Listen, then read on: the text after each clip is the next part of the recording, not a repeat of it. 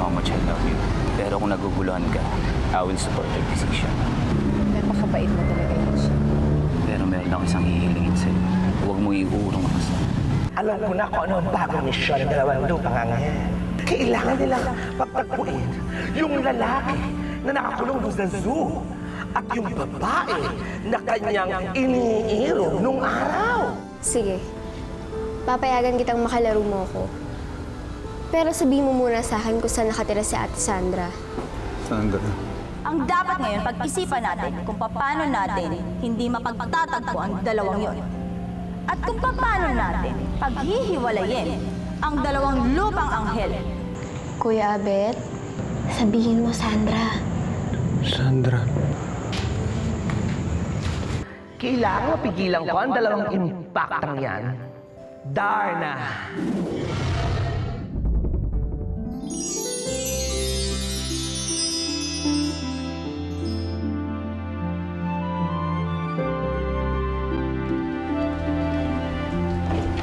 Hi, Michael! Saan kayo galing? At magkasama pa kayo? Oo, nagkita kami ni Isabel sa park. Uy, sandali lang, CR lang ako ah. Sige, sige. Congratulate mo naman ako, saya-saya ko. Kasama ko na naman si Isabel buong hapon. Naks! Buti hindi ka nabulol pagkausap mo siya. Ba't naman ako magkakanda bulol-bulol? Ako pa? Aaron Alejandrino magkakanda bulol-bulol? Hindi naman siguro, no? May tissue ka ba dyan? Ikaw baka may tissue ka. Pahingi naman ako. Tissue? Michael, may tissue ka ba? Sa counter meron. Sige, thank you. Ikaw pa, si Aaron Alejandrino. Magkakanda bulol-bulol? Oo naman! Bulol.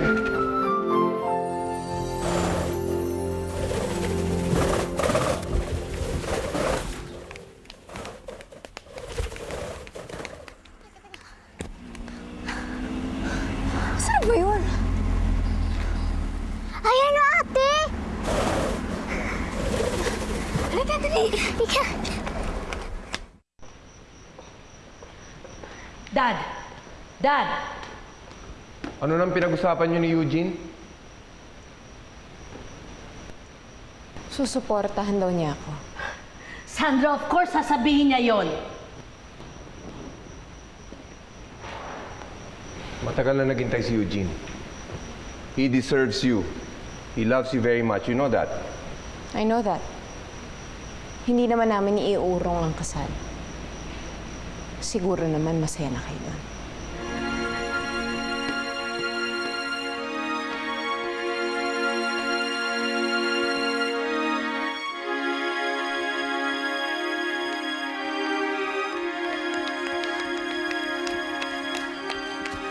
Teka lang. Uy, bakit ganun? Bakit parang bumalik lang tayo ulit sa zoo? Baka hindi naman alam ng ibon kasi nakatira si Ate Sandra. Teka lang. Yan na ako dun ah. Iniingal ako.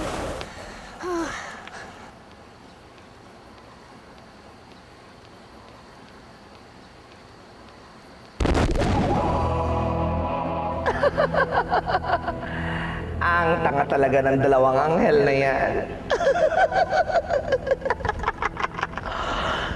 Tweet, tweet, tweet!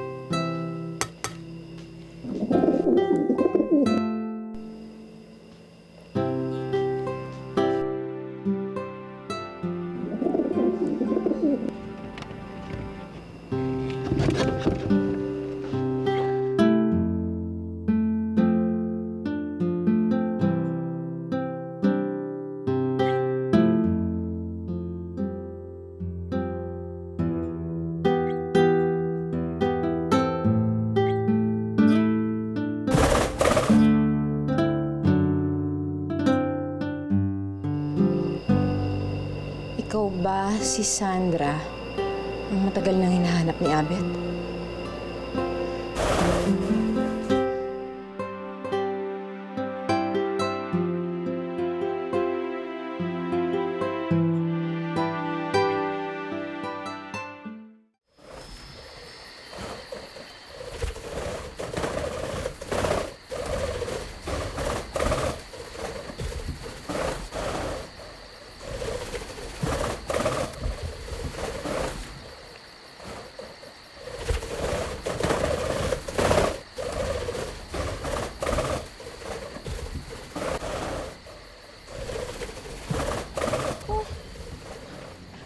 Manong! Para! Para! Manong, halika. Pwede ba ako sumakay dito? Sundan natin yung ibon. Ano nga? Yan yung kalapate. Oo, halika. Ayan, maniobran nyo na lang, oh, please. Ayan, sundan natin. Dali-dali, baka mawala. Andun eh. Kita mo ba? Oo.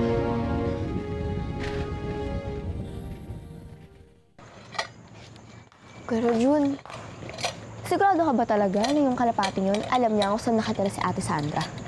Oo naman. Yun ang sabi sa akin dati ni Kuya. Parang hindi naman eh. Paano niyo alam? Tsaka ba't niyo ba ako kinukulit tungkol dyan sa kwento ni Ate Sandra at ni Kuya Abet? Wala. Kasi naawa lang kami dyan sa kuya mo. Kaya alam mo ikaw, dapat huwag ka muna basta-basta makikipag-boyfriend.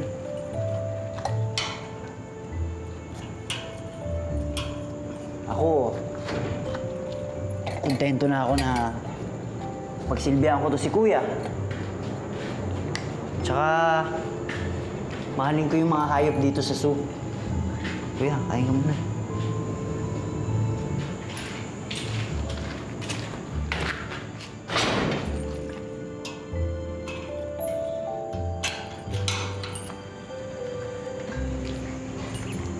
Ayaw mo magka-girlfriend? Ba't ba ang kulit mo? Bakit ikaw? May boyfriend ka na ba?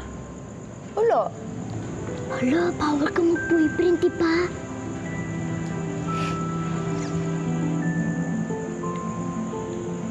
Bakit? Wala? Sige, magsasara na ako.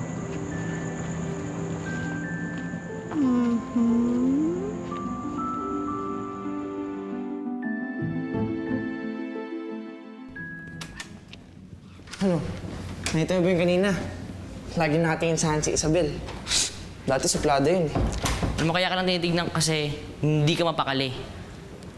Ay, galing. Ay, hello po, Daddy. Galing lang po kami dun sa computer shop. Hindi mo nga pala sinabi sa akin, next week pala birthday mo. Hindi pa binanggit sa akin ng lola ason mo, hindi ko malalaman. Anong gusto mo? Miss tayo? Singapore? Hindi. Hong Kong? Okay lang ho, Dad. Simula nung namatay si Mami, hindi na talaga ako nag-celebrate ng birthday ko. Kung gusto niyo, kayo na lang po yung bahala. Sige, ayusin ko. Kausapin ko mami mo. Sige po, ako na po ako. Sige. Birthday mo? Oo. Hindi naman big deal yun eh.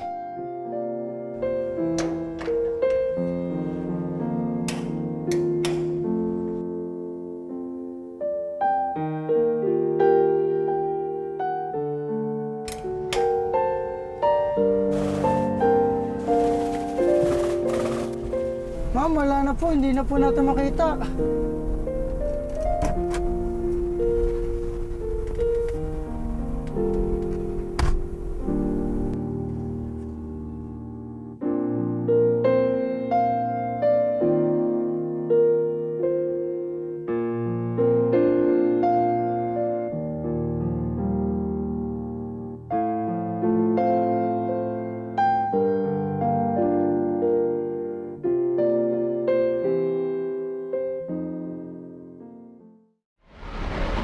Oh, nasaan na yung kapatid mo? Diyan lang yun. Niligaw ko muna. Pinasok ko sa sako. Ano yung pusa? Ay, concern siya. Tumigil ka nga. Hindi, seryoso. Birthday kasi ng Aaron next week. Hindi niya sinasabi sa akin. Talaga? Eh, saan siya mag-birthday niyan? Yun ang problema eh. Medyo madrama yung buhay niya. Parang ayaw niya celebrate. Ba't ayaw mo sa'yo? Ewan ko rin. Kaya nga na.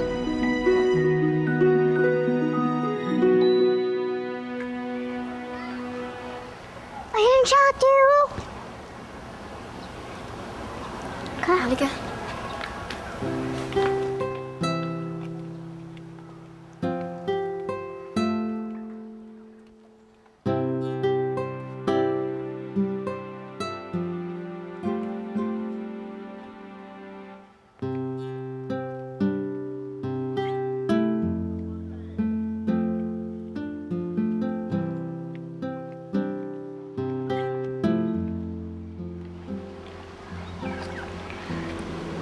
Bakit ka malungkot, Kuya Rajun? May sakit kasi itong alaga ako. Anong sakit? Hindi ko nga alam eh. Siguro yung mga pesting dumating dito sa zoo. Naaalala ko kasi si Kuya Abet. Tatrabaho kasi siya dati sa isang vet. Siya yung gumagamot ng mga hayop namin. Bakit? Wala ba kayong sariling doktor para sa mga hayop? Meron. Pero naaalala ko lang si Kuya. Kung gaano siya kagaling mag-alaga ng mga hayop.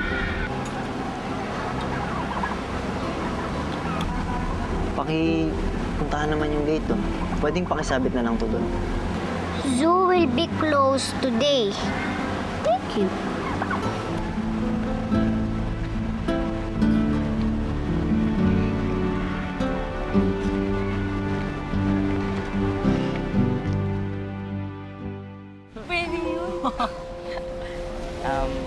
Ano ba?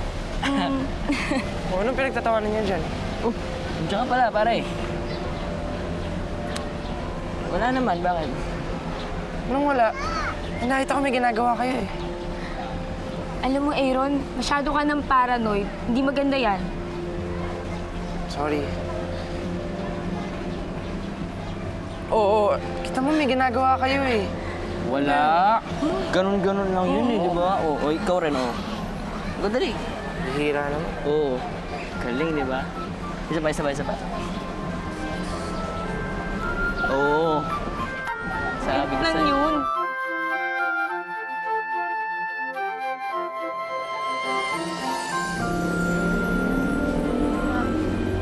Excuse me, miss. May mga tao bang nakatira dito? Meron ho. Salamat. Sige po. Excuse me. May kilala ka bang Albert San Diego na nakatira dito? Albert San Diego? Oo, Abet ang palayo niya. Ay, wala ho akong kilalang ganyan dito. Thank you.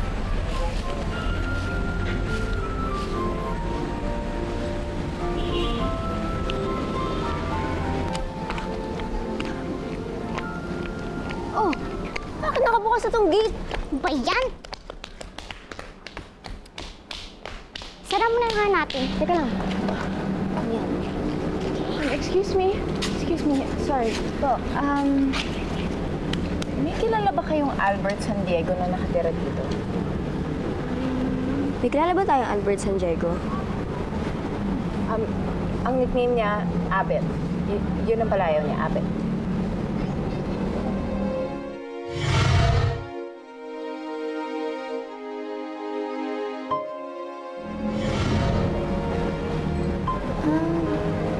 Bakit po nasa inyo yan? Ito kasi, may nagpadala sa akin na to. Ako si Sandra. Ikaw si Ate Sandra?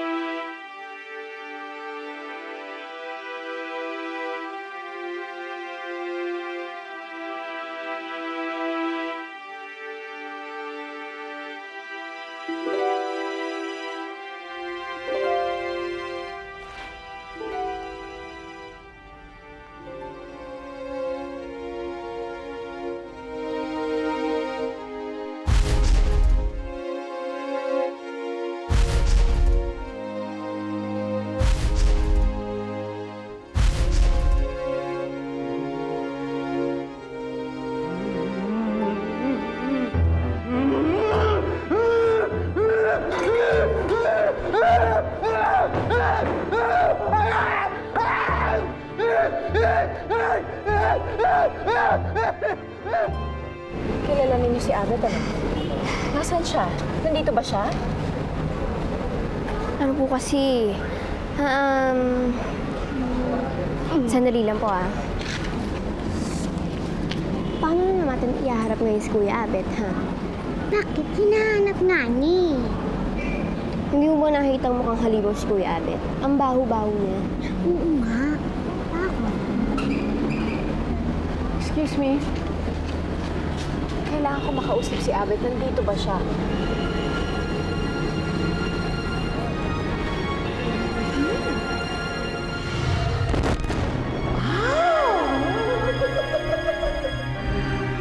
Bakit?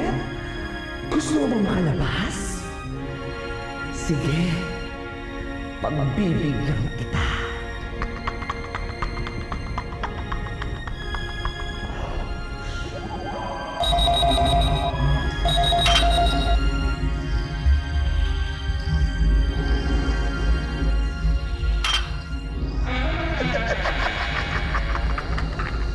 Ayan, sige lumabas ka. Umakit ka doon. Tapos lumipad ka. Lumipad ka na parang ibon. Umakit ka doon, oh. Sige. Sige, para mapinit ka na. Sige. Ayan. Ayan, sige. Ayan, umakit ka dyan. Sige.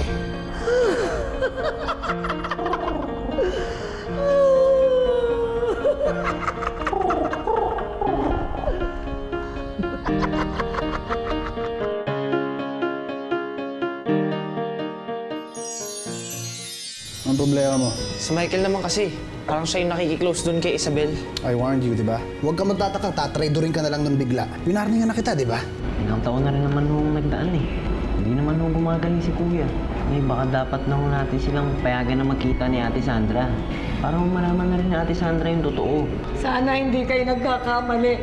Pumapayag na si Aling Viring na magkita si Ate Sandra at si Kuya Abet.